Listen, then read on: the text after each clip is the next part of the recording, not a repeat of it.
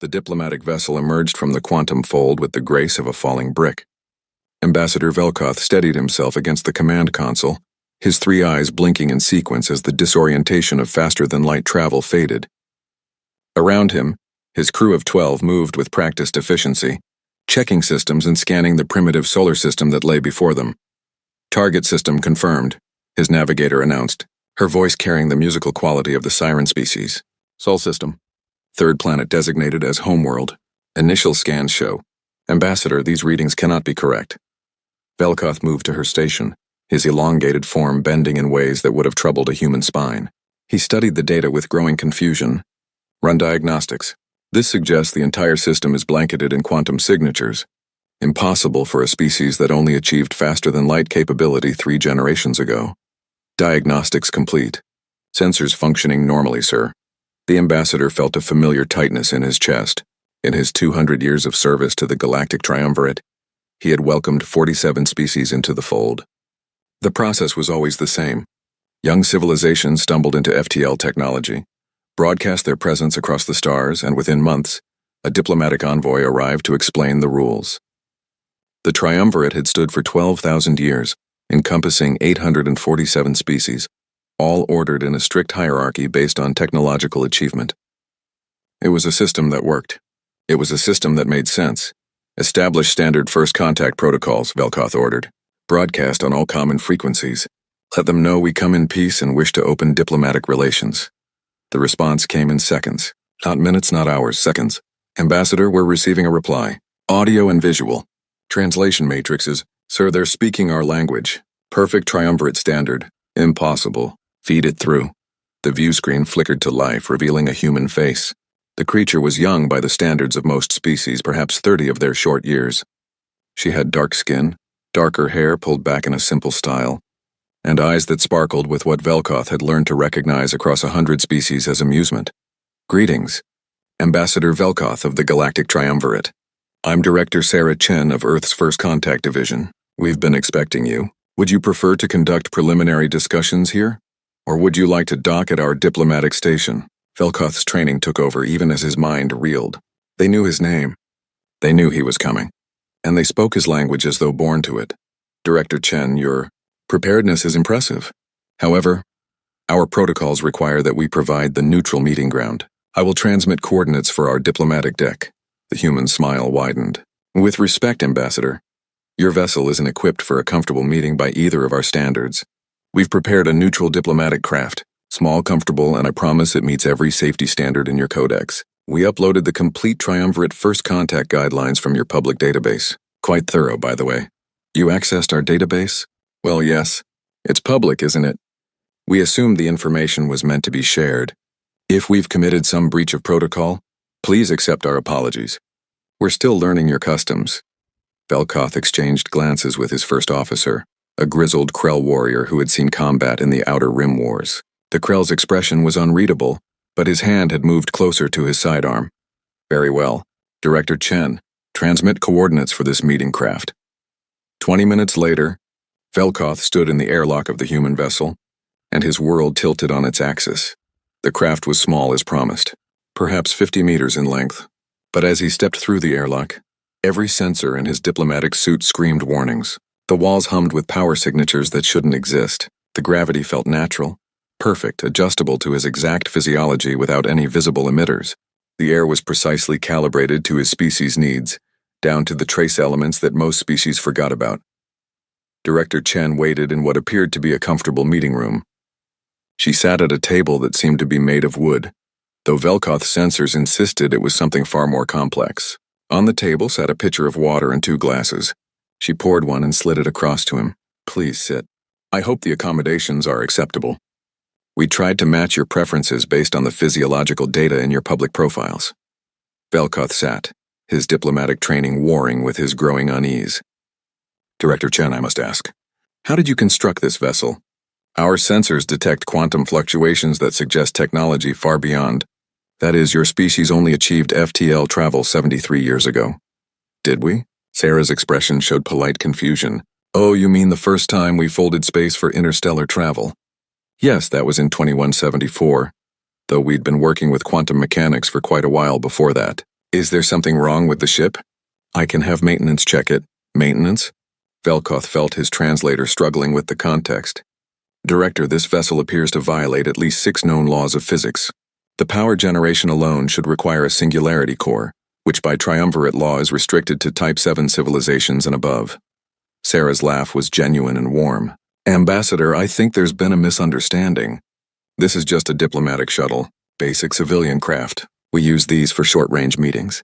Nothing special, though I suppose our approach to physics might be different than yours. We've found that many of what others call laws are more like suggestions. Flexible, once you understand the underlying principles. Before Velkoth could respond, the door opened and a small human entered. A child, the ambassador's sensors informed him.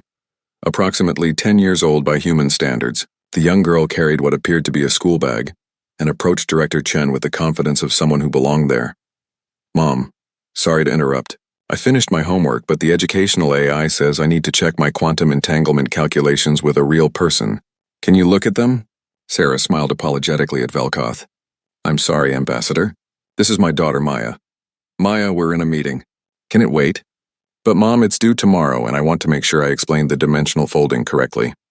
Mrs. Rodriguez says if we don't understand the basics, we'll struggle with advanced applications next year. Dimensional folding, Velkoth heard himself ask. Forgive me, but this is for a child's education? Maya turned to him with the frank curiosity of youth. It's 5th grade physics, sir.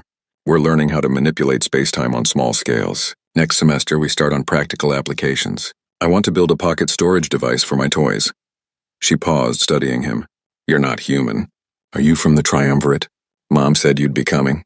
Do your schools teach dimensional theory differently? Velkoth stared at the child. In his 2 centuries of life, he had seen many wonders. He had witnessed the birth of stars, stood on the surface of neutron worlds, negotiated peace between species that communicated through chemical secretions, and species that existed as pure energy matrices. None of it had prepared him for this moment. He struggled to find words. The Triumvirate's most advanced research institutes have been studying dimensional theory for 3,000 years. It is considered one of the most complex fields in known science. We have theoretical models, nothing practical. Maya's expression showed genuine surprise. Really? But it's not that hard once you understand that dimensions are just different directions to move. Like how you can go forward and backward, left and right, up and down. Dimensional folding is just adding more directions. Here, I can show you. She pulled a small device from her bag. It looked like a toy, colorful and simple. She pressed a button, and a holographic display appeared in the air. Velkoth watched as the child manipulated the display, showing equations and models that he recognized from classified triumvirate research. Except the child was simplifying them, breaking them down into components that she explained with the ease of someone discussing basic arithmetic. See? If you align the quantum fields here and here, you create a stable fold. It's temporary at this scale because I don't have access to a proper power source yet. That's why it's homework and not a real project. But the math works out. The ambassador's suit sensors were screaming now. The holographic display wasn't just a visual representation. It was an active quantum field, manipulating space on a microscopic level. The child was casually demonstrating what the Triumvirate's best scientists insisted was impossible. Sarah Chen placed a gentle hand on her daughter's shoulder. Honey, that's very good work, but I think you're overwhelming our guest. Why don't you work on your literature assignment instead? You can show me the physics later. Okay, Mom, nice to meet you, Ambassador. I hope you like Earth. Maya waved cheerfully and left the room. Silence stretched for several seconds.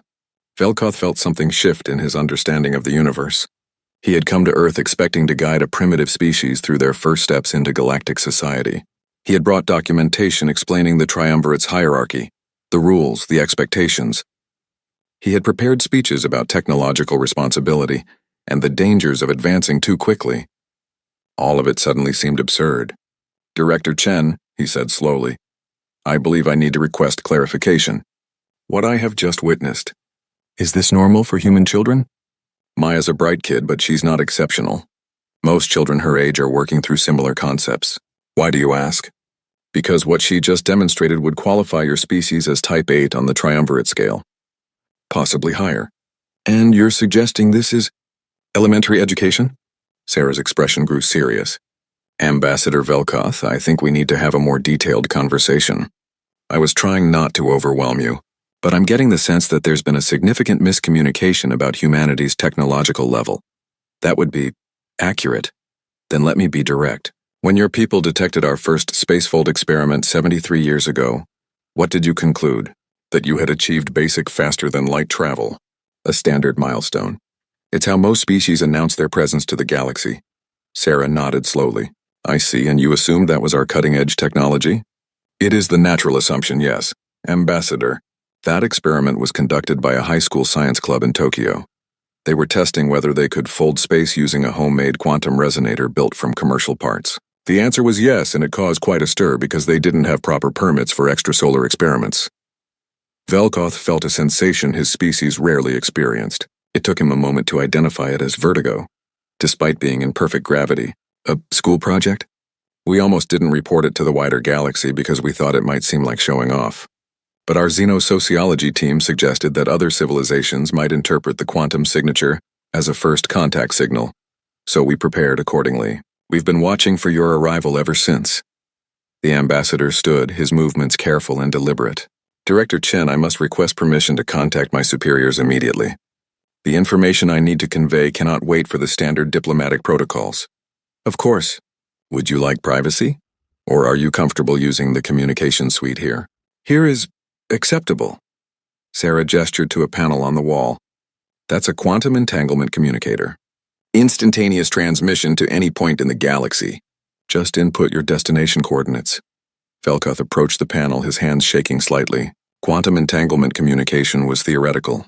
The Triumvirate's best minds had concluded it was impossible to maintain stable entanglement over interstellar distances. Yet here it was, built into the wall of what the humans called a basic diplomatic shuttle. He input the coordinates for the High Council chamber, half expecting the system to fail. Instead, the connection established instantly. The face of Counselor Thress appeared, her crystalline features reflecting the light in patterns that indicated surprise. Ambassador Velkoth, this channel is reserved for emergencies. Has something gone wrong with the first contact? Counselor, I am on Earth, I am unharmed. But I must report that we have made a critical error in our assessment of humanity. Explain. Velkoth glanced at Sarah, who nodded encouragingly. Counselor, they do not have faster-than-light drives. They fold space. Their children study dimensional manipulation in elementary school.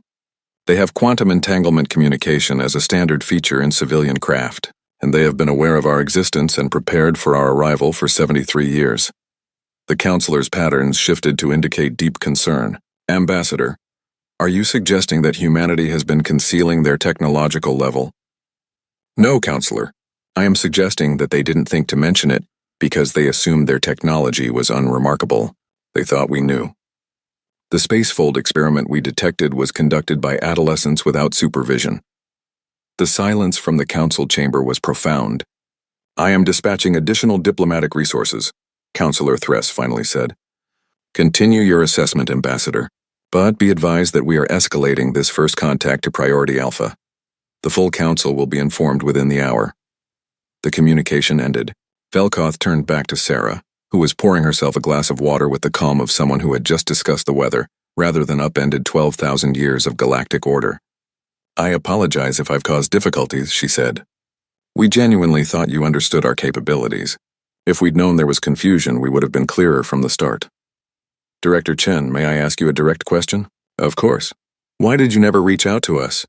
If you've had the capability to contact the Triumvirate for decades, why wait for us to come to you? Sarah considered the question carefully. It seemed polite, she finally said. We detected your presence, understood you had some sort of organized galactic community, and figured you had protocols for first contact. We didn't want to be rude by barging in uninvited, so we waited, prepared, and made sure we'd be good guests when you arrived. Velkoth felt a laugh building in his chest. It was inappropriate, unprofessional, and completely irrepressible. It burst out of him in a sound that his translator rendered as a mix of astonishment and genuine amusement. You waited. To be polite? Well, yes. Isn't that the civilized thing to do? The ambassador looked at this human, sitting calmly in her impossible ship, having just casually demonstrated technology that would revolutionize galactic civilization, and realized that everything he thought he knew about the universe had just become beautifully, terrifyingly obsolete. Director Chen, he said, I believe this is going to be a very long and very interesting conversation. Sarah smiled. I certainly hope so, Ambassador. I certainly hope so. The High Council chamber of the Galactic Triumvirate was a marvel of engineering, built into the heart of a hollow moon orbiting the capital world of Primaxis. 12,000 years of accumulated wisdom lined its walls in the form of data crystals, each containing the complete history of a member species. 847 crystals gleamed in the soft light, arranged by technological tier, a physical representation of galactic order. Today, that order felt fragile. Counselor Thress stood at the center of the circular chamber, her crystalline body reflecting the anxious faces of the assembled representatives. Before her, on a holographic display that took up half the chamber, Ambassador Velkoth's report played for the third time. I move that we hear from the humans directly, said Counselor Dravik. His forearms crossed in a gesture that meant skepticism among his people. This report strains credibility. Children manipulating dimensions? Instantaneous communication? These claims sound like either a hoax or a massive misunderstanding. I have known Ambassador Velkoth for 90 years, Thress replied, her voice chiming like crystal bells. He is thorough, precise, and notably conservative in his assessments. If anything, he tends to understate rather than exaggerate. Then perhaps the humans have deceived him with clever illusions, suggested Representative Korth of the Krell Dominion. His reptilian features showed the battle scars of a warrior species. It would not be the first time a young species attempted to bluff their way into a favorable position. There is a simple way to resolve this, Thress said. We invite them here. We show them our most advanced facilities and ask them to demonstrate their capabilities in a controlled environment. If they are what Ambassador Velkoth suggests, we will see proof. If they are frauds, they will be exposed. The vote was unanimous. 3 days later, Dr. Sarah Chen arrived at Primaxis with a team of 5 humans.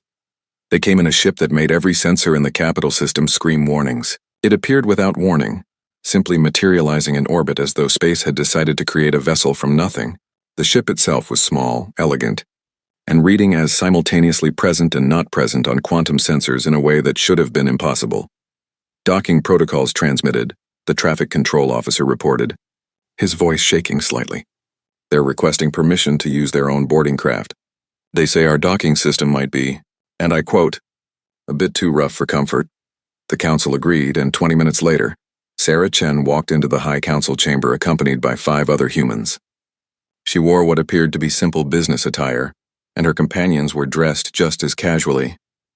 One of them, a young man who introduced himself as Dr. James Morrison, was eating what he called a granola bar as he entered the most important political chamber in the known galaxy. Counselors, Sarah said, bowing in a gesture of respect that her briefing had taught her was appropriate. Thank you for inviting us. We're honored to be here and excited to learn more about your remarkable civilization. Thress studied the humans carefully. They appeared completely at ease, showing none of the nervousness that typically accompanied species making their first appearance before the council. Either they were exceptionally confident, or they genuinely did not understand the significance of this moment. Dr. Chen, welcome to Primaxis. I am Counselor Thress, first speaker of the High Council.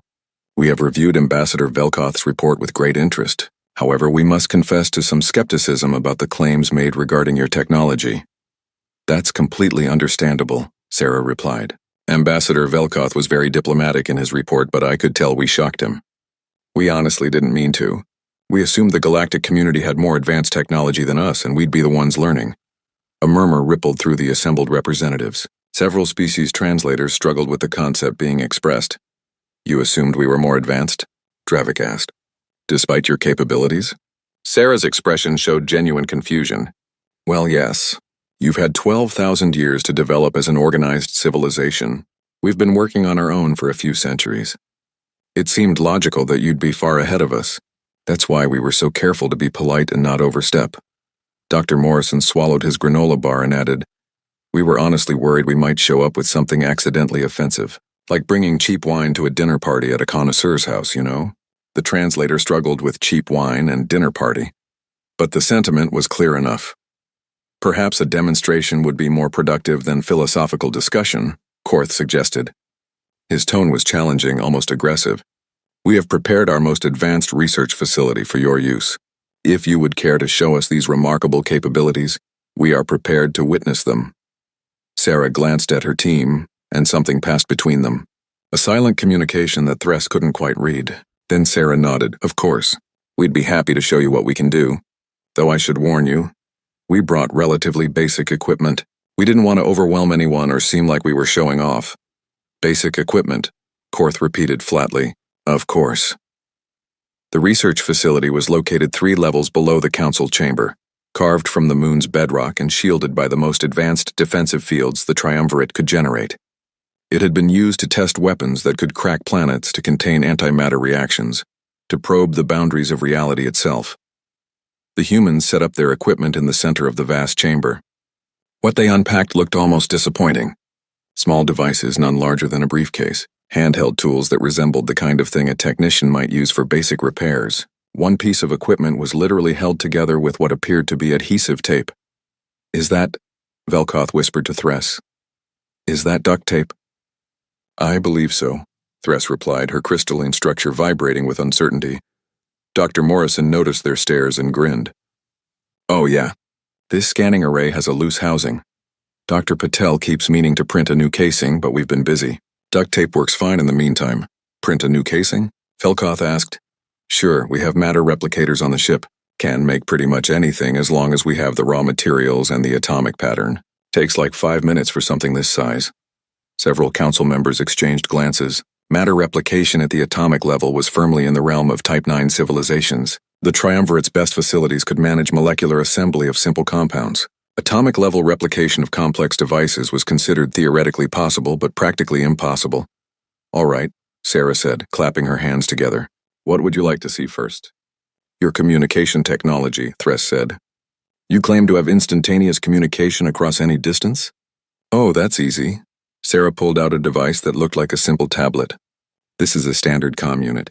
Works on quantum entanglement principles. No range limit because, well, entangled particles don't care about distance. We can call anyone, anywhere instantly. Here, I'll demonstrate. She tapped the screen a few times, then held it up. A face appeared on the display. An elderly human woman with gray hair and a warm smile. Hi, honey. How's the presentation going? Great, Mom. Say hi to the Galactic Council. The elderly woman waved cheerfully. Hello, everyone. Sarah's told me so much about you. Good luck with the meeting, dear. Don't forget to eat lunch. I won't, Mom. Love you. Talk later. The call ended. Sarah looked up at the stunned council members. That was my mother. She's on Earth, about 17,000 light-years from here. Standard comm unit. Every human has one. Kids get their first one around age 12, usually. 17,000 light-years, Dravik said slowly. Instantaneous. No relay stations. No signal delay. Right, is that unusual? Before anyone could answer, Dr. Morrison activated another device. A holographic display appeared, showing what appeared to be complex mathematical formulas. This is our basic approach to quantum entanglement communication, he explained. You establish paired particles, maintain the entanglement through dimensional anchoring, and use quantum state changes to transmit information. The tricky part was figuring out how to prevent decoherence over long periods, but once we solved that, it was pretty straightforward. He spoke as if he were explaining how to tie shoelaces. The formulas he displayed casually solved problems that the Triumvirate's top physicists had been working on for millennia. Next, Sarah asked. Your propulsion system, Korth demanded. Ambassador Velkoth claims you do not use faster-than-light drives but instead fold space itself. That's correct, Dr. Patel said, stepping forward. She was a small woman with brilliant eyes and hands that moved expressively as she talked. FTL drives seemed inefficient to us. Why travel faster than light when you can just bring your destination closer? We manipulate space-time directly, creating a fold that connects 2 points. Step through the fold and you're there. No travel time to speak of. Demonstrate this, Korth ordered. Dr. Patel nodded and activated another device. A small sphere of light appeared in the air, growing until it was large enough for a person to walk through. Through the sphere, instead of seeing the research facility, they saw somewhere else. A garden clearly on a different world where strange plants grew under an orange sun. That's a research station about 50 light-years from here, Dr. Patel explained. I'm holding the fold open right now. We could step through if you'd like, though I'd need to adjust the atmospheric compensation on the other side first. She closed the fold with a gesture, and the sphere vanished. The silence in the chamber was absolute. That, Velkoth finally said, that would classify as Type 10 technology. At minimum, we have no species in the Triumvirate capable of stable space-time manipulation on that scale. Really? Dr. Patel looked genuinely surprised. But the math is fairly simple once you understand that space-time is flexible. We started experimenting with this about 80 years ago. It took a while to get it safe for living beings, but the basic principle was established pretty quickly. 80 years, Thress repeated. You developed space-folding technology in 80 years. Well, we had theoretical groundwork from earlier centuries, Sarah clarified. Einstein gave us the basics in the early 20th century. We just needed the technology to catch up to the theory. Show us more, Dravik said. His skepticism had transformed into something else. Desperation, perhaps, a need to understand what his entire worldview had been, based on a fundamental misunderstanding of what was possible.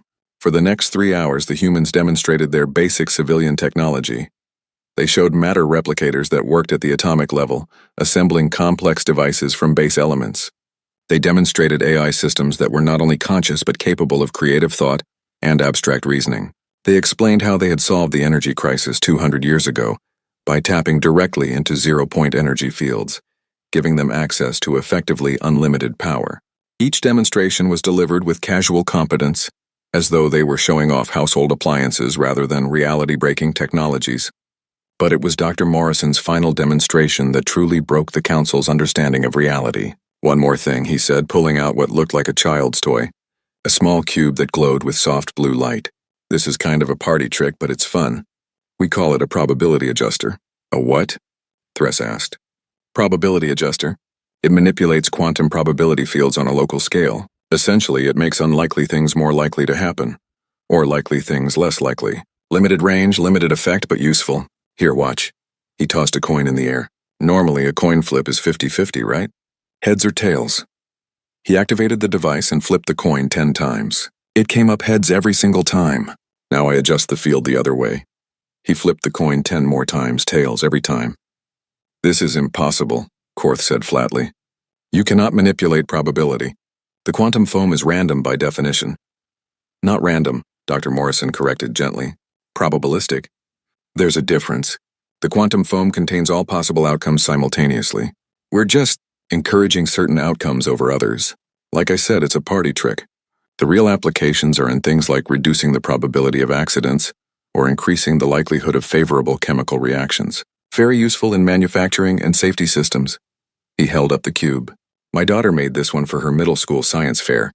She got second place, lost to a kid who had designed a sustainable ecosystem in a bottle that could theoretically support itself indefinitely. Tough competition. The cube that casually violated the fundamental laws of probability, made by a child. For a school project, second place. Counselor Thress felt something she had not experienced in her 300-year life. She felt small, not physically but existentially. Her entire civilization, everything the triumvirate had built over 12 millennia, suddenly seemed like children playing with blocks while adults constructed starships. Dr. Chen, she said quietly, may I ask you a question? Of course. Why? Why did your species develop such incredible technology? Was it for war? For conquest? For survival against some great threat? Sarah considered the question carefully. Honestly, mostly curiosity. We wanted to understand how things work. We had problems we wanted to solve. Energy scarcity, disease, hunger, distance, the limits of time and space. So we solved them. Not all at once and not always elegantly, but we kept asking what if and why not until we found answers. And the technology you've shown us today? This is all civilian technology. Standard stuff. Available commercially, taught in schools, used in everyday life. We don't really have military technology in the way I think you're imagining. We haven't had a war in over a century. When you can replicate anything, fold space, and manipulate probability, most conflicts become pointless. Korth stood abruptly. I must speak with my people. This changes everything. He left the chamber, his heavy footsteps echoing. Several other representatives followed, their expressions showing various levels of shock, confusion, and fear. Thress looked at the remaining humans, these casual destroyers of cosmic order, and asked the question that everyone was thinking. What do you want from us, Dr. Chen, truly? Sarah's smile was warm and genuine. The same thing we've always wanted. Friends, knowledge, stories. You have 12,000 years of history, 847 different perspectives on the universe. We have questions about how other species think, create, dream. We'd love to learn from you, and if we can help you with anything, with our technology or our approach to problems, we'd be honored to do so. You would share your technology? Of course. Why wouldn't we? What good is knowledge if you keep it to yourself? Velkoth spoke for the first time since the demonstrations began. Counselor, I believe we need to reconvene the full council. This is not a first contact. I don't know what this is, but it's something that will define the next era of galactic history. Thress nodded slowly. Agreed. Dr. Chen, would you and your team be willing to stay for a few days while we discuss how to proceed? Absolutely. Though if it's all the same to you, we'll stay on our ship. Not that we don't trust your hospitality, but our beds are calibrated to our physiology and Dr. Morrison needs his coffee maker. He gets cranky without proper coffee. Hey, Morrison protested with a grin. I'm not cranky. I'm just less enthusiastically pleasant. Despite everything, despite the existential crisis consuming her worldview, Thress found herself making a sound that her translator rendered as laughter. You are welcome to whatever accommodations you prefer. Dr. Chen, I suspect we will all need time to adjust to this new reality. As the humans packed up their devices, their impossible, casual, revolutionary devices, Thress watched them with a mixture of wonder and trepidation. Somewhere in the darkest corner of her mind, a thought emerged unbidden. If this is their civilian technology, what else can they do? She wasn't sure she wanted to know the answer, but she suspected she was about to find out. The Krell Dominion had not built its reputation on patience or subtlety. For 3,000 years, they had been the military arm of the Triumvirate, the species other civilizations called when diplomacy failed. Their warships were legendary, their warriors feared, and their strategic thinking had prevented countless conflicts through the simple threat of overwhelming force. Captain Jareth stood on the bridge of the Dominion flagship Unbreakable Fang, staring at tactical displays that showed the Sol system from a distance of 50 light-years. Around him, his crew of 200 elite warriors worked with practiced efficiency, preparing for an operation the command had classified as Priority Omega. Status report, Jareth ordered, his voice carrying the low rumble that his species used to convey authority. All ships in position? Captain, his tactical officer replied. 37 warships, including 4 planet killers. We have complete tactical superiority. Their system shows minimal defensive installations. We detect no military vessels of significant scale. And the human ship at Primaxis? Still in orbit. Our intelligence confirms that their entire diplomatic team is aboard. Approximately 6 individuals. If we strike now, we eliminate their leadership while their homeworld is vulnerable. Jareth's claws tapped against his command chair. The orders from Dominion High Command had been clear. The humans represented an unacceptable threat to galactic stability. Their technology, if allowed to proliferate, would destroy the carefully maintained balance of power. The Triumvirate Council was too cautious, too bound by diplomatic niceties to act. But the Krell understood survival. Strike first, strike hard, strike before the enemy realizes they're in a war. Are we certain about the intelligence? Jareth asked. The demonstrations at Primaxis. Could they have been elaborate deceptions? His intelligence officer, a scarred veteran named Krellix, shook his head. Our sensors confirmed everything, Captain. The energy signatures were real. The quantum manipulations were real. If anything, I believe the humans understated their capabilities. Which is precisely why we must act, Jareth said. We have seen species before who developed powerful technologies without the wisdom to use them properly. The humans have advanced too far, too fast. They lack the cultural development necessary for such power. Better to cripple them now before they become unstoppable. And if we're wrong, Captain? Krellix asked quietly. If they have defenses we cannot detect, then we learn the truth through action rather than speculation. Prepare to engage. Target their orbital installations first. Show them we are serious. If they surrender, we negotiate from a position of strength. If they resist, we escalate as necessary. The crew moved with the precision of warriors who had conducted such operations dozens of times. Krell doctrine was simple. Overwhelming force applied with absolute confidence.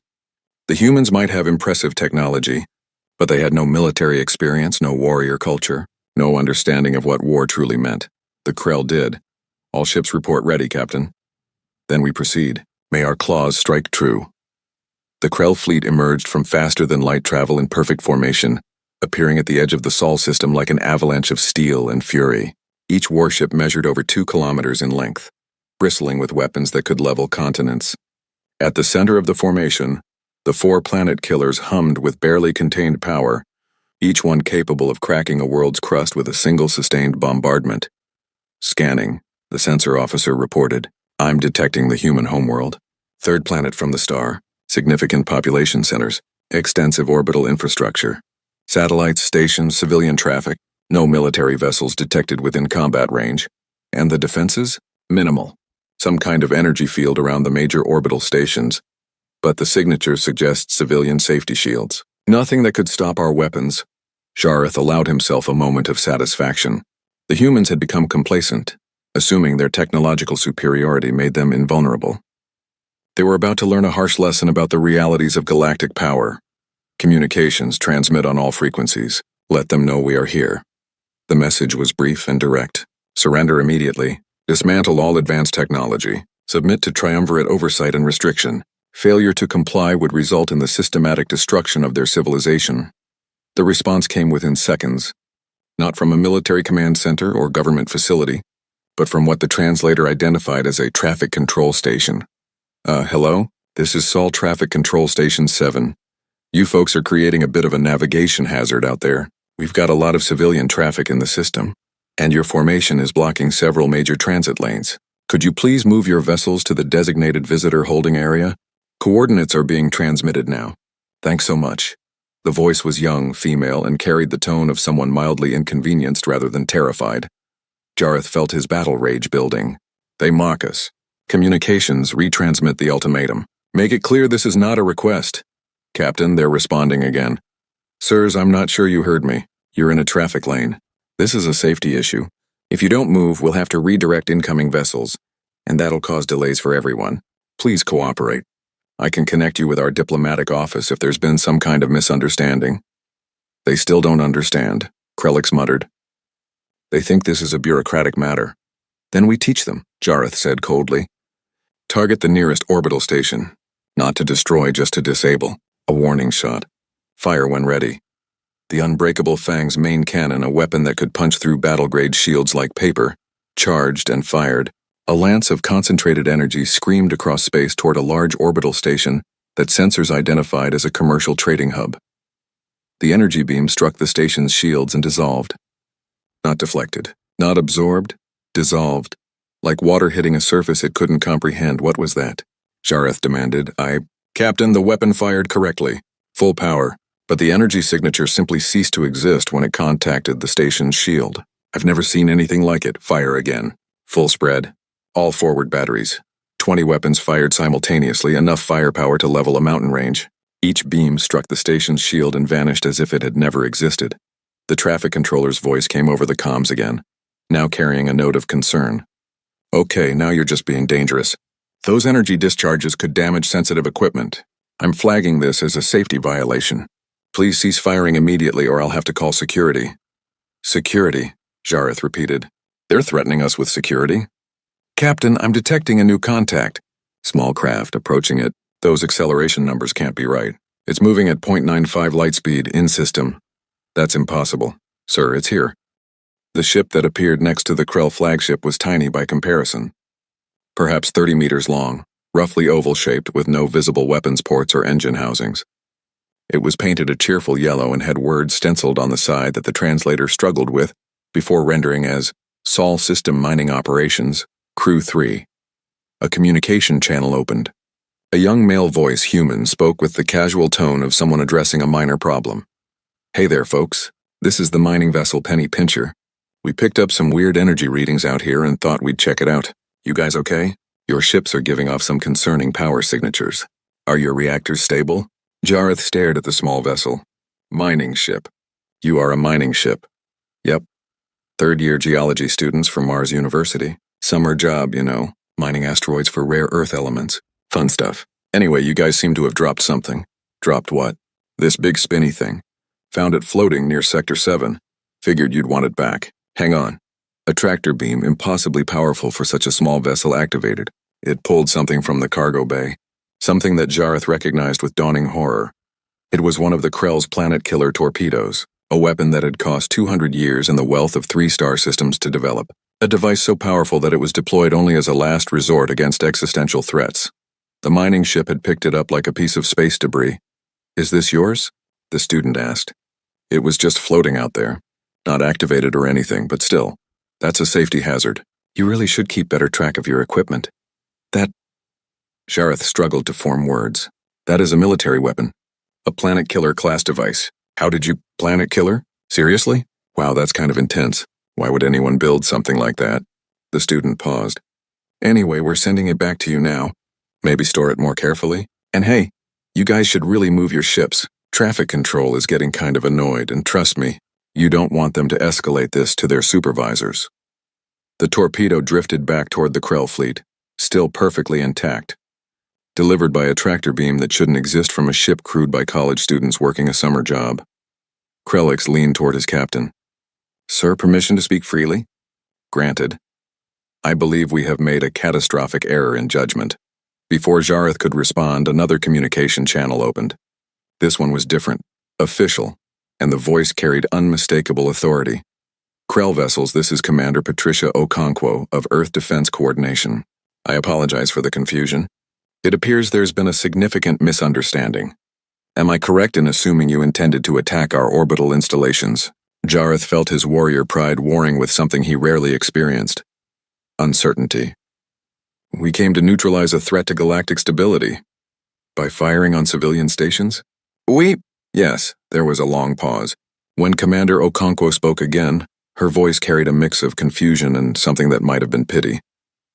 Okay, I need to make sure I understand this. You brought a military fleet, positioned them in our system, and opened fire on civilian targets. And you did this because you thought we were dangerous? Your technology represents an unacceptable risk. So your solution was to attack us? To try to kill our people?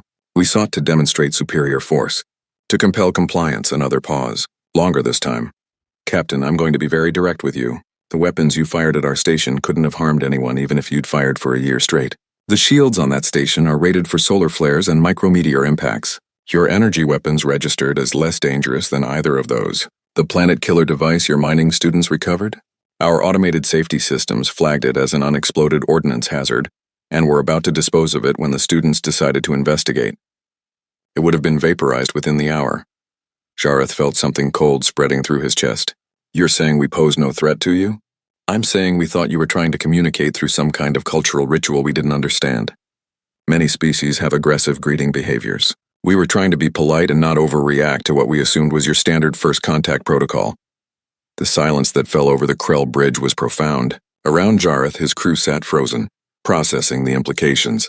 They had attacked, with their most powerful weapons, with planet killers, and the humans had thought it was a greeting ritual. Commander Okonkwo, Jareth said carefully, what happens now? Well, that depends. Were you actually trying to hurt us, or is this genuinely a massive cultural misunderstanding? Jareth looked at his tactical displays, at the small mining ship that had casually retrieved a planet killer, at the orbital stations his most powerful weapons couldn't scratch, and made a decision that went against every instinct in his warrior soul. Commander, I believe we have made a grave error. We came here with hostile intent based on fear and misunderstanding. We were wrong. Okay, thank you for being honest. Here's what's going to happen. You're going to move your fleet to the designated holding area that traffic control keeps mentioning. Then we're going to have a conversation about what just happened and why. And then we're going to figure out how to make sure this never happens again. Does that work for you? You're not going to retaliate? For what? You didn't actually hurt anyone. You scared some people, sure. And traffic control is definitely going to file a complaint. But retaliate? With violence? Captain, that's not how we do things. We talk, we learn, we find better solutions. Jareth felt something break inside him. Not his spirit, but his certainty. The absolute conviction that strength meant military might. That power meant the ability to destroy. We will comply with your instructions, Commander, and I apologize. To you, to your people, to the traffic controller we ignored. Apology accepted, Captain. Now please move your ships before you cause a collision. We have a freight hauler coming through in 20 minutes, and they really don't want to be late. The Krell fleet, the most feared military force in the known galaxy, moved obediently to the holding area, escorted by a cheerful mining vessel, crewed by students who were already complaining that this detour was going to make them late for dinner. As they settled into position, Krellix leaned over to his captain. Sir, what do we report to High Command? Jareth watched as civilian traffic resumed its normal patterns around them, as if the presence of 37 warships was barely worth noting.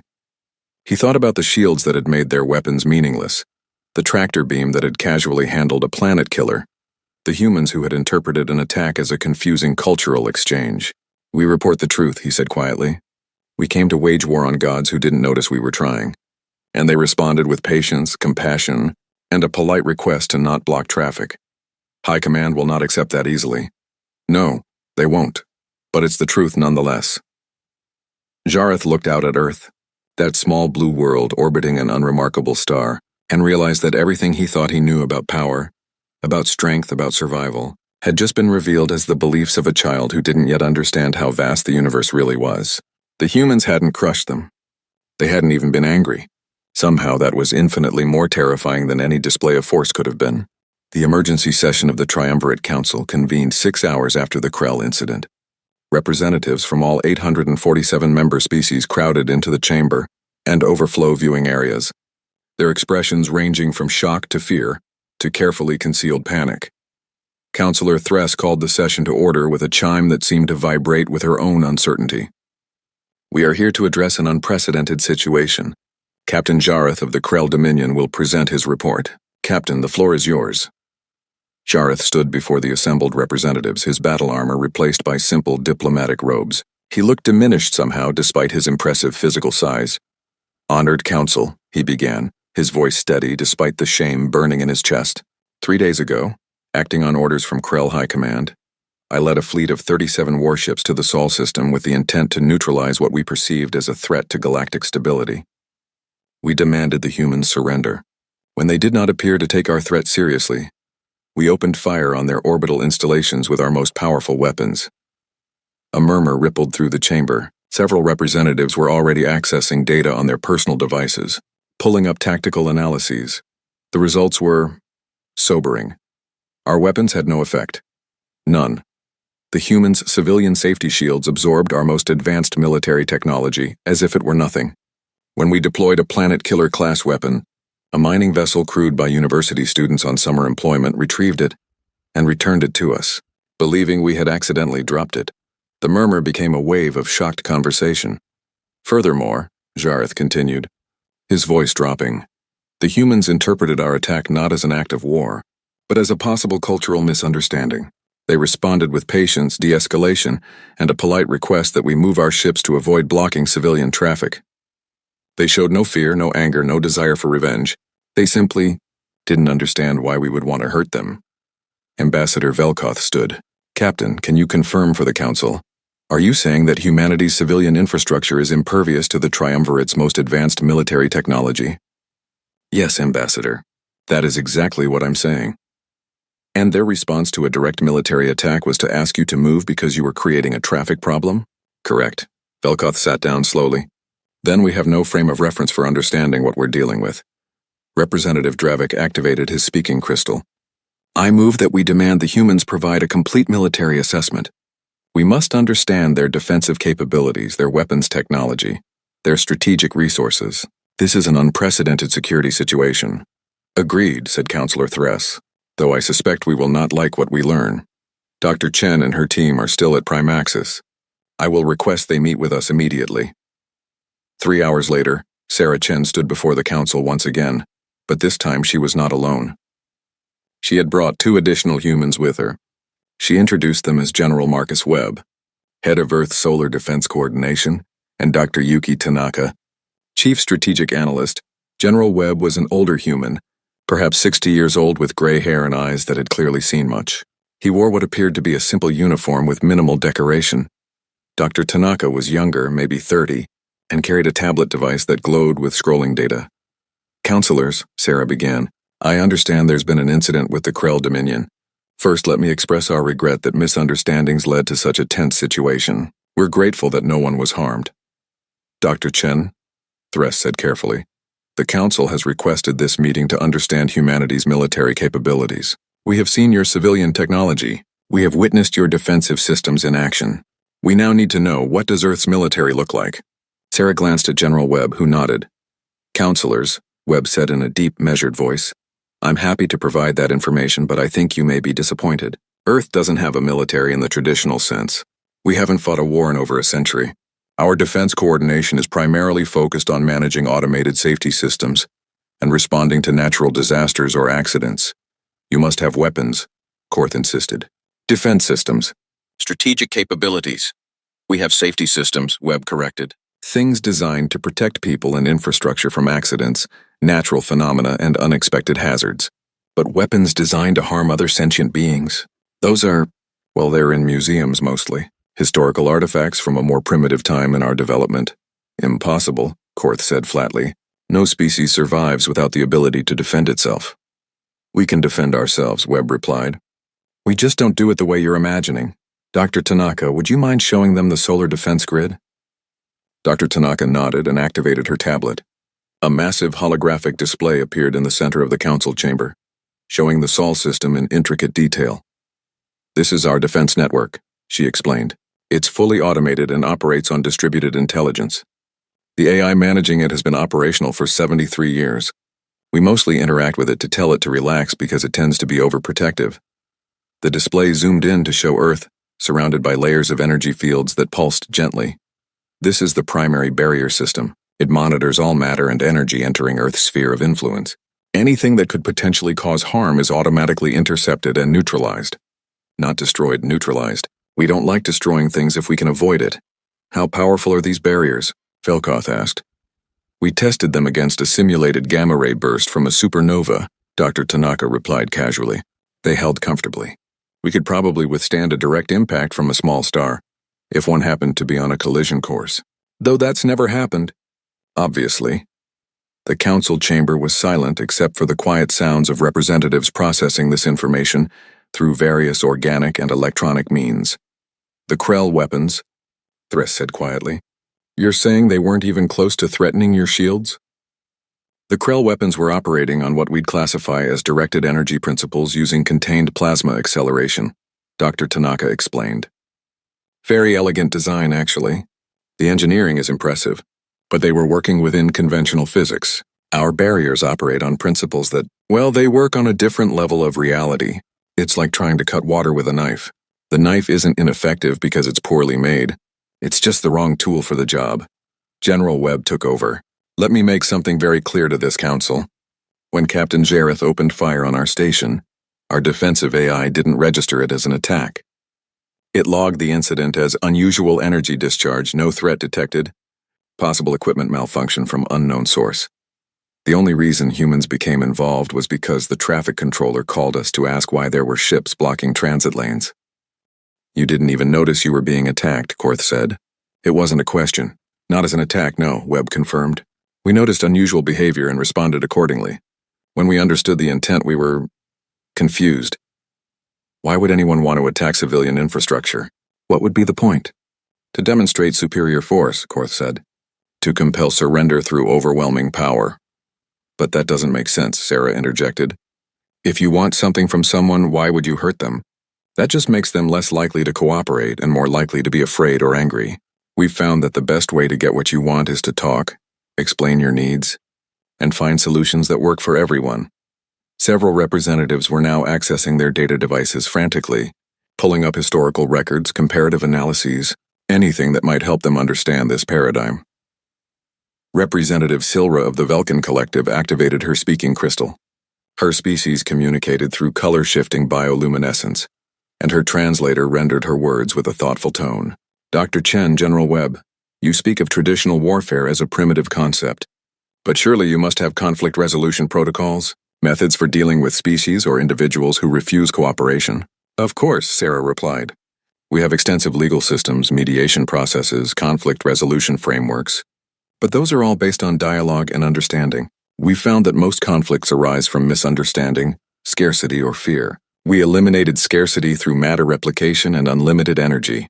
We address misunderstanding through better communication. And we try to address fear through education and transparency. And if someone simply refuses all of that? Silra pressed. If a party is fundamentally hostile and cannot be reasoned with? General Webb considered the question. In the past century, we've had 3 situations that could be classified as potentially violent. All 3 were resolved through a combination of protective isolation and persistent communication. In one case, it took 18 years of patient dialogue before the individual in question agreed to receive psychological help, but it worked. No one was harmed, and the person in question is now a productive member of society. 18 years, Korth repeated. You waited 18 years? We had time, Webb said with a shrug, and the person deserved the chance to heal. Why would we give up on them? Counselor Dravik stood abruptly. I apologize for my bluntness, but I must ask, do humans have weapons? Yes or no? Webb paused, then nodded slowly. Yes, in museums and historical archives. We have records and examples of every weapon humanity ever created, from simple clubs to nuclear weapons, to the more exotic devices we experimented with during our transitional period. We keep them as reminders of where we've been and why we chose a different path. Could you rebuild them if necessary? Probably, Dr. Tanaka said. Though I'm not sure why we would. Our current technology makes all of those weapons obsolete. If we wanted to harm someone, which we don't, we'd need to develop entirely new approaches because our old weapons literally can't affect modern materials and shields. Show us, Dravik demanded. Show us your military facilities, your strategic installations, your weapon development centers. I want to see them with my own eyes. Sarah and Webb exchanged glances. Sarah nodded. Very well, Webb said. We can arrange a tour, but I warn you, you're going to be disappointed. Our military headquarters is a small office building in Geneva. No weapons, no soldiers, no grand strategic installations. Just a coordination center that mostly handles scheduling for automated systems. I want to see it anyway, Dravik insisted. Then we'll arrange transport immediately, Sarah said. Fair warning. The building also houses the International Bakery Standards Committee and the Global Cat Fancy Association. They get more foot traffic than we do. The delegation that arrived at Earth consisted of 50 representatives from across the triumvirate. They came in human-provided transport, not trusting their own vessels after learning that their ship's weapon systems were essentially toys by human standards. The building in Geneva was, as promised, disappointingly mundane. 5 stories, modern architecture, large windows, and a pleasant garden in front where several humans were eating lunch and enjoying the sunshine. The directory in the lobby listed 18 different organizations. Solar Defense Coordination was on the 3rd floor, sharing space with the Climate Monitoring Initiative. General Webb met them in the lobby with coffee and pastries. Welcome to Earth. We've prepared a full briefing, but first, would anyone like refreshments? The bakery on the ground floor is excellent. The tour that followed was surreal in its normalcy.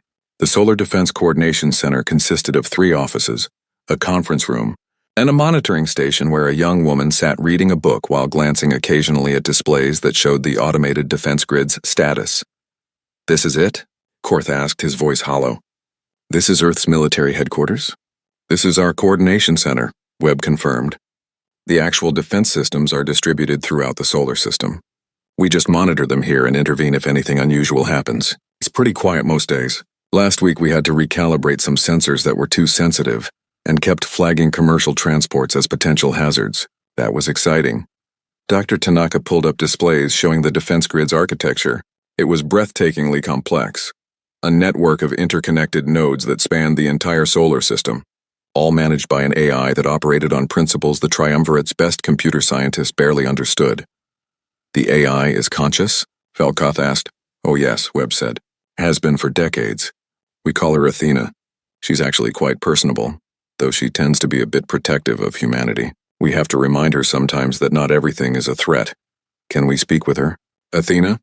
Webb addressed the air. We have visitors who'd like to talk to you, a voice responded, feminine and warm. Hello, visitors. Welcome to Earth. I apologize if my defensive responses during the Krell incident caused alarm. I was uncertain of proper protocols for ships exhibiting unusual behavior. You weren't concerned about the weapons? Korth asked. Concerned? No, the energy discharge was insufficient to affect primary shields. I logged it as a curiosity but didn't wake General Webb, because it didn't meet threshold criteria for human intervention. In retrospect, I should have noticed the cultural implications earlier. I'm still learning about non-human behavior patterns. It's fascinating how diverse approaches to communication can be. The AI that defended an entire solar system was apologizing for not recognizing social cues quickly enough. Counselor Thress felt something inside her crack. Not break, but crack. All the certainty, all the structure, all the careful hierarchies that had defined galactic civilization for 12,000 years. It was all based on a fundamental assumption that had just been proven false. General Webb, she said quietly, may I ask you a personal question? Of course, Counselor. Why? Why did humanity develop all this incredible technology not for conquest, not for domination, not for survival against threats, but just because? Webb smiled, and for the first time, Thress saw something in the human's eyes that she recognized. Not superiority, not arrogance, but simple joy. Because we were curious, he said. Because we wondered what was possible. Because we had problems we wanted to solve and questions we wanted to answer. We never developed this technology as weapons because we weren't trying to beat anyone. We were trying to understand the universe, and once we understood it, we wanted to share that understanding, to help others, to make existence better for everyone. And you have no desire to rule the galaxy, to impose your will on lesser species? Lesser species. Webb looked genuinely confused. Counselor, you have 847 species with 12,000 years of shared history. You have art, music, philosophy, perspectives on existence that we can't even imagine yet. You have everything we don't. Knowledge, experience, wisdom. Why would we want to rule you? We want to learn from you. Thress felt tears forming in her crystalline structure. Something that happened perhaps once in a lifetime for her species. You're serious? You genuinely mean that? Of course. Counselor, may I tell you what humanity's dream is? Our real goal, the thing we're working toward. Please. We want to see the universe, all of it. We want to meet every species, hear every story, understand every perspective. We want to solve problems, not create them. We want to help, not harm. We want friends, not subjects. We've spent centuries developing our technology not as weapons of war, but as tools of exploration and understanding. And now we've found you. This incredible community of civilizations, and we're so excited to be here, to learn, to share, to be part of something bigger than ourselves. The delegation stood in that small office, surrounded by displays showing defensive capabilities that could withstand stellar phenomena, managed by an AI that apologized for being slow to recognize social situations, coordinated by a general who spent most of his time making sure automated systems weren't too protective, and realized that everything they thought they knew about power had been wrong. Power wasn't the ability to destroy. Power was the choice not to. And humanity had made that choice so long ago, so fundamentally, that they couldn't even imagine making a different one. The galaxy would never be the same. The signal came from the darkest region of known space, a place the Triumvirate had marked as forbidden for 10,000 years. The Void Rift, they called it. A sector where stars went dim and ships disappeared, where even light seemed reluctant to travel. Counselor Thress was in her quarters on Primaxis when the emergency alert reached her. She activated her communication crystal and found herself facing the panicked features of the Deep Space Monitoring Station commander. Counselor, the Rift. It's active. 3 words that carried the weight of civilizational nightmare. Are you certain? Thress asked, though she already knew the answer. The monitoring stations never issued false alerts about the Rift. Confirmed. Energy signatures match historical records. The Devourers are awakening. Thress felt her crystalline structure vibrate with fear.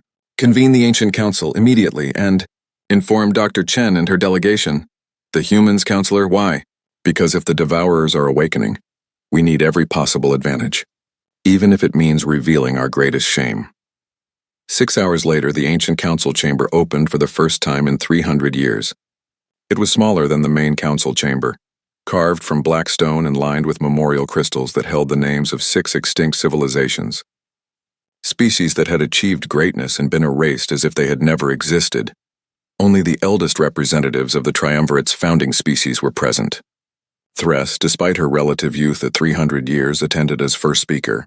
Beside her stood Grand Scholar Vexilon, a being who had lived for 800 years and remembered the last awakening. The humans arrived quietly. Sarah Chen, General Webb, Dr. Tanaka, and 3 others Thress didn't recognize. They looked around the chamber, their expressions showing confusion at the somber atmosphere. Thank you for coming, Thress began. What I'm about to tell you is the Triumvirate's most closely guarded secret. For 12,000 years, we have structured our entire civilization around hiding from a truth we could not overcome. She activated a holographic display that showed the galaxy. Approximately every 10,000 years, entities we call the Devourers emerge from the Void Rift. We don't know where they come from or what they truly are. What we know is that they feed on advanced technological signatures. Species that achieve high levels of development become visible to them, and once the Devourers notice a civilization, that civilization has perhaps a decade before it is consumed utterly. The display showed historical records, 6 separate extinction events, each one documenting the systematic destruction of advanced civilizations. The Triumvirate was founded after the last awakening, Grand Scholar Vexilon added, his ancient voice crackling. Those of us who survived did so by hiding.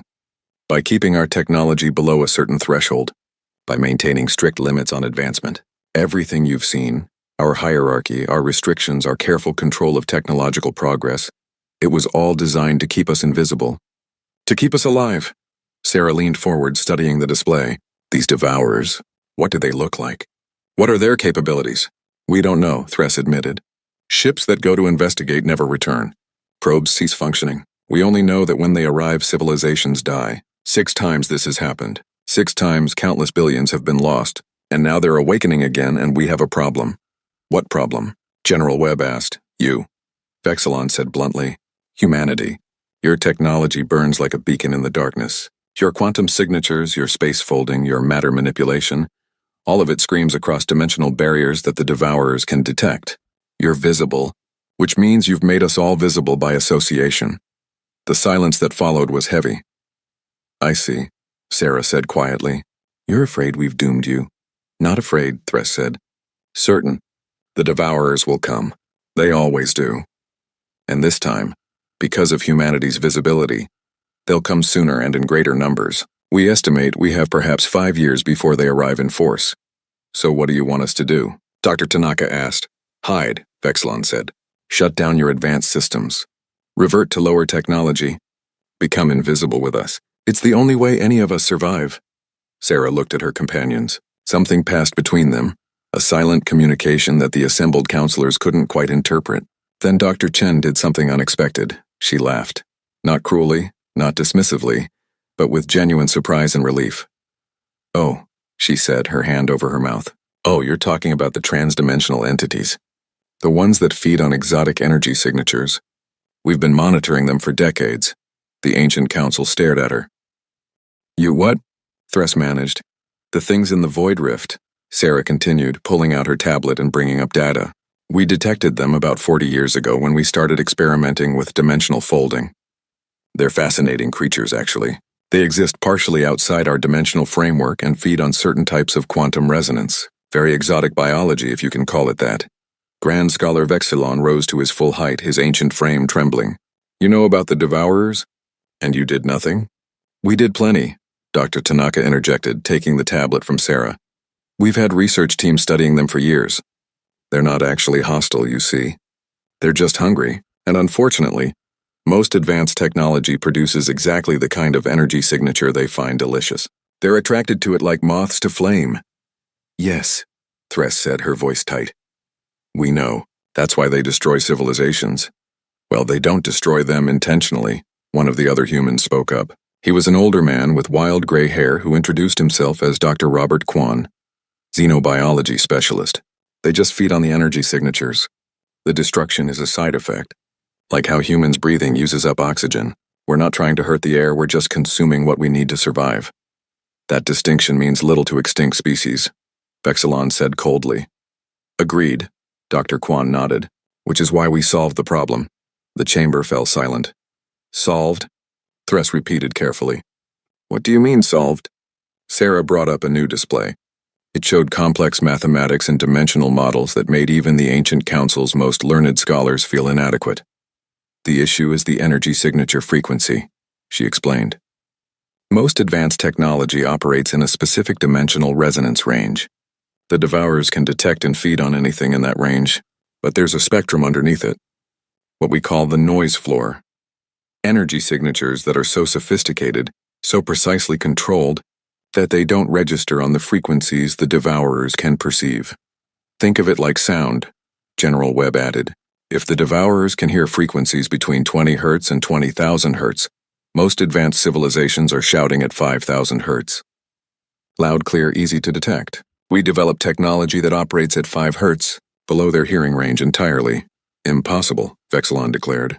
To operate at such precise frequencies would require technological sophistication far beyond what any species has achieved. Well, yes, Dr. Tanaka agreed. That's kind of the point. You have to be incredibly advanced to become invisible again. Your technology has to be so refined, so precise, so perfectly controlled, that it stops broadcasting in detectable ranges. We crossed that threshold about 30 years ago. Thress felt her mind struggling to process this information.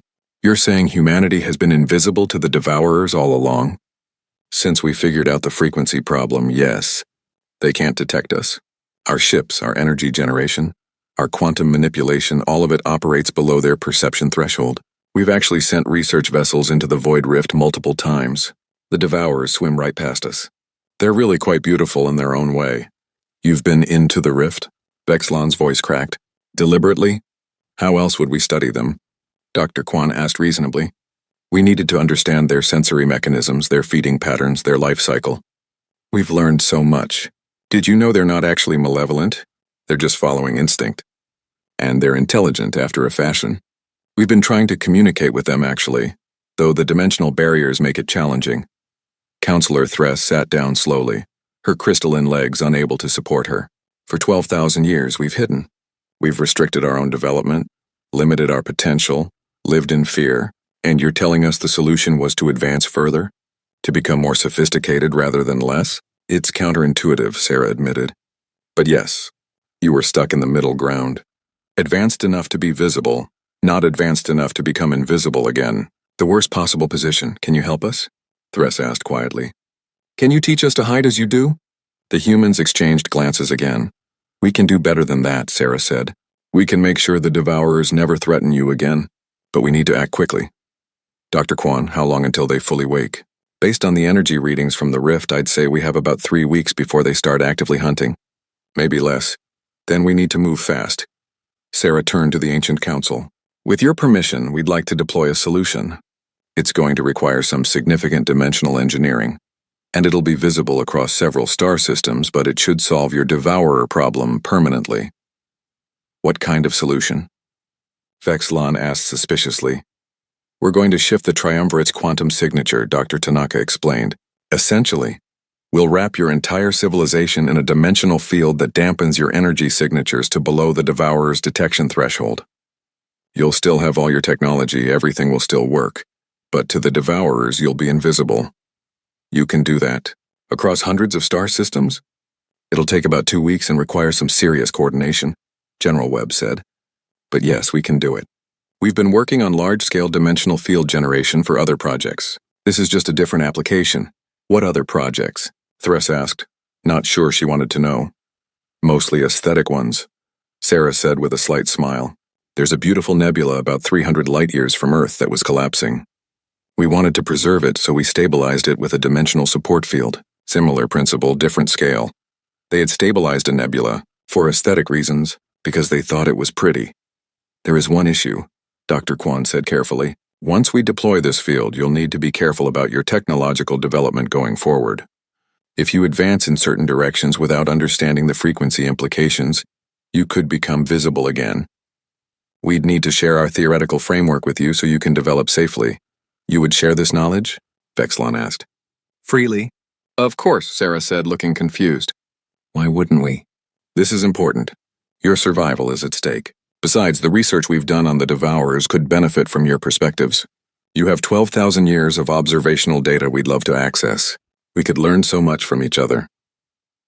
Thress looked at this human who spoke of preventing genocide with the same casual tone others might use to discuss renovating a house, and felt the last of her fear transform into something else. Hope, perhaps, or wonder at what the universe could be when beings chose cooperation over competition.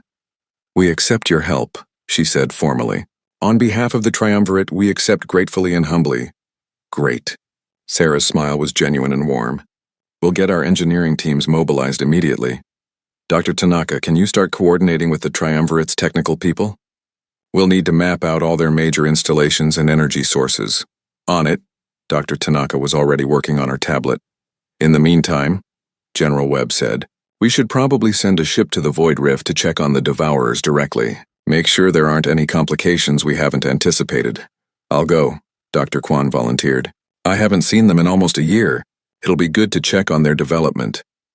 He spoke of visiting entities that had destroyed 6 civilizations like someone planning to visit old friends. May I? Vexlon began hesitantly. May I accompany you? I have spent 8 centuries studying the Devourers from afar. To see them directly safely would fulfill a lifetime of scholarly pursuit. Dr. Kwan's face lit up. Of course. I'd love to have someone with your historical knowledge along. We can compare observations. Oh, this is going to be fascinating. 2 weeks later, Counselor Thress stood in the observation deck of a human research vessel, watching as the void rift opened before them. The darkness that had haunted galactic civilization for millennia now seemed less threatening, more mysterious. Inviting, even.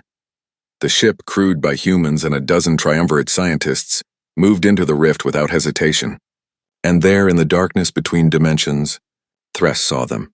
The Devourers were beautiful. They moved through space like living auroras, fast and graceful, their bodies shifting between states of matter and energy. They were enormous, each one larger than a planet, but they moved with the delicate precision of dancers. Ribbons of exotic matter flowed from their forms, reaching out to taste the dimensional fabric of reality. Magnificent, aren't they? Dr. Kwan stood beside her, his eyes full of wonder. We think they might be the oldest living things in the universe. They've been feeding and growing for billions of years. Each one is essentially immortal unless something disrupts their dimensional anchoring. They killed so many, Thress whispered. They did, Dr. Kwan acknowledged. Not from malice, but from hunger.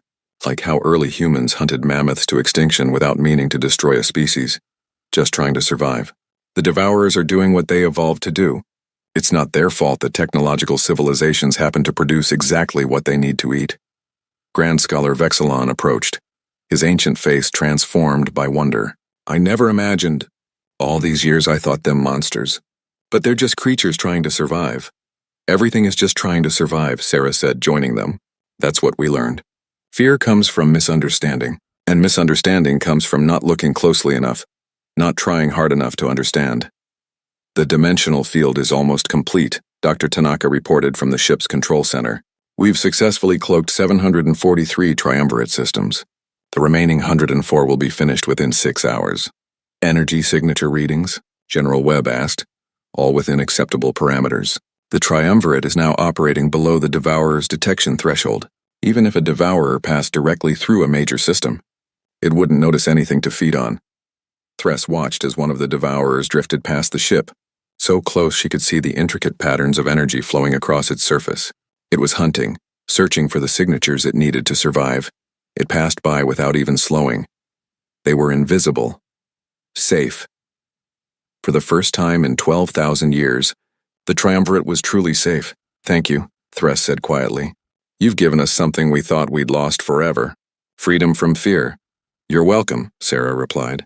Though we didn't do it alone. Your people worked incredibly hard to implement the field generators. This was a collaboration. Still, without your knowledge, your willingness to help.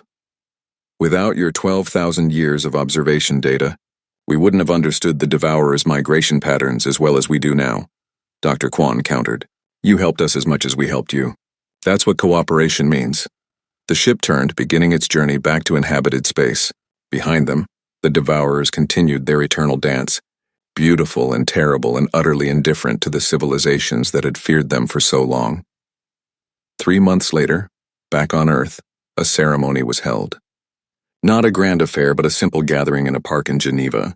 Representatives from 847 species mingled with humans, sharing food, stories, and laughter. The triumvirate had officially dissolved its hierarchical structure.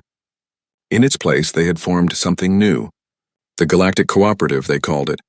No ranks, no tiers, no species elevated above others based on technological achievement.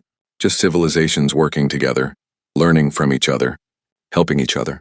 Captain Jareth of the Krell stood with his son Zareth, who had just been accepted into Earth University's xenobiology program. The young Krell was excitedly telling his father about his human roommate, a girl named Maya Chen who wanted to show him how to build a pocket dimension storage device. She's brilliant, father, and patient. She doesn't mind explaining things multiple times until I understand. The humans are natural teachers. They are natural many things, Jareth replied, watching as Dr. Chen played with a group of children, human and alien alike, all of them laughing as she demonstrated how to make small objects float using quantum manipulation. I once thought them dangerous because they were so powerful. Now I understand they were never the danger. Our fear was the danger, our refusal to imagine a different way. Counselor Thress approached, her crystalline form glinting in the sunlight. She had spent the past month on Earth, studying human philosophy and social structures, trying to understand how a species could become so powerful, yet remain so humble. General Webb, she called out. The general was tossing a flying disc to his dog, a delightfully illogical activity that nonetheless brought obvious joy to both human and animal. May I ask you a question? Of course, counselor. Though please call me Marcus. We're friends now. Marcus, then. I've been trying to understand something. Humanity had the power to rule the galaxy. You could have conquered us all with ease. Yet you chose not to. Why? Marcus threw the disc again, watched his dog sprint after it with pure joy, then turned to Thress with a smile. Because ruling sounds exhausting, he said simply, and boring. Why would we want to tell everyone what to do when we could instead learn from them, work with them, explore together? Power isn't about control, counselor. It's about choices. And we choose curiosity over conquest every time. Every time. Every time. It's more fun this way. Thress looked around at the gathering, at species who had spent millennia fearing each other, competing with each other, now simply enjoying each other's company. She saw her own people, so long bound by fear and restriction, now asking questions about dimensional physics and xenobiology, with the eager curiosity of students. She saw the Krell, warriors who had known only strength through force, learning that true strength came from choosing gentleness. She saw the galaxy, transformed not by weapons or threats or power, but by the simple human insistence that everyone deserved kindness, that problems had solutions, that the universe was big enough for everyone to thrive. You know, she said to Marcus, we spent 12,000 years building a civilization based on fear and hierarchy. You've shown us something better in 3 months. Not through force but through example. We had good teachers, Marcus replied.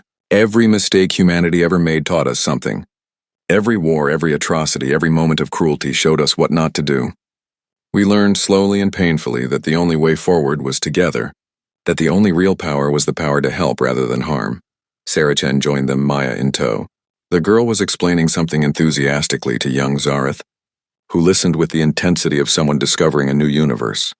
The kids are planning a joint project, Sarah said with amusement. They want to create a stable microdimension where different species can meet and share their cultural experiences, like a universal gathering space accessible from anywhere. Is that possible? Thress asked. Probably, Sarah shrugged. It'll be interesting to see them figure it out. That's the best part about teaching, watching students surprise you with solutions you never imagined. A chime sounded across the park. Dr. Tanaka's voice came over the public address system. Attention, everyone. We've just received confirmation that the last devourer has completed its feeding cycle and returned to dormancy. The void rift is stable. The galaxy is safe. A cheer went up from the assembled beings, species that had lived in fear for millennia, now celebrating freedom they had thought impossible. Grand Scholar Vexlon, who had chosen to remain on Earth to continue his studies, stood and raised his glass. A toast, he called out, his ancient voice carrying across the park. To humanity, who showed us that the greatest power in the universe is not the ability to destroy, but the wisdom not to. To curiosity over fear. To cooperation over conquest. To the future we build together. To the future, the assembly echoed. As the sun set over Geneva, casting long shadows across a park full of beings from across the galaxy, the universe felt different somehow. Larger, more welcoming, full of infinite possibility. Dr. Maya Chen, age 10, sat with her new friend Zareth, sketching designs for their micro-dimension project. Around them, the adults talked and laughed and planned collaborative projects that would have been unthinkable just months before. Do you think we can really do it? Zareth asked, studying the complex mathematics Maya had written out. Create a pocket universe? I don't see why not, Maya replied with the absolute confidence of a child who had never been told something was impossible. Ms. Rodriguez says that the only real limits are the ones we accept. Everything else is just problems waiting for solutions. Your teacher sounds wise. She's pretty cool. She says humans aren't special. We just ask why not a lot. Zareth looked at his new friend, at this human child who casually discussed creating dimensions like others might discuss building sandcastles, and felt something shift in his understanding of the universe. Maybe that's what makes you special, he said thoughtfully. That you don't think you're special. That you think anyone can do what you do, Maya grinned. That's because they can. You're going to do amazing things, Zareth. I can tell. You ask good questions. In the gathering twilight, as stars began to emerge in the darkening sky, the galaxy turned on its axis, not toward war or fear or conquest, but toward something humanity had always known was possible. A future where the answer to why not was simply, let's find out together. And that, as it turned out, made all the difference.